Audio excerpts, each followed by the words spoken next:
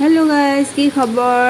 নিশ্চয় আপোনালোকৰ ভাল। এয়া চাওক, কঁঠালৰ তৰকাৰীও বনাই আছোঁ, মানে ভাত বনাই আছোঁ দুপৰীয়াৰ। ভাতৰ লগতে এইবিলাক ৰঙৰ কামো কৰি আছোঁ, কাৰণ গোটেইখিনি কমপ্লিট হোৱা নাই।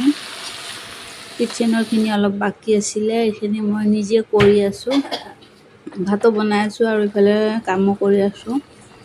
উপায় নাই, নকৰিলে নহয়, চবফালে চাব লাগে।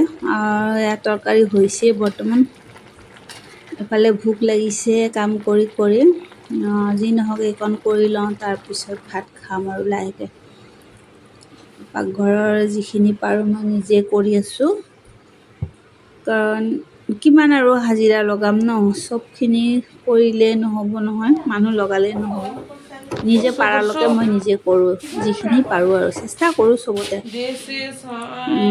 যিকোনো কামে মই মানে নিজে কৰিব ভাল পাওঁ আৰু চেষ্টা কৰোঁ নাজানা কামবিলাকত।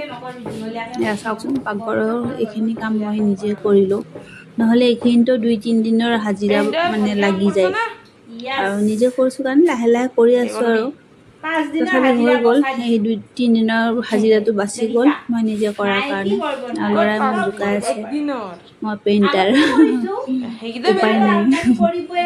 তো ল'ৰাও বহুত হেল্প কৰে মোক। খাবলৈ লৈছোঁ কঁঠালৰ তৰকাৰী। কাম কৰি কৰি ভাগৰ লাগিছে, এতিয়া দুয়োটাই বহি ভাত খাওঁ, কঁঠালৰ চব্জি আৰু ভাত।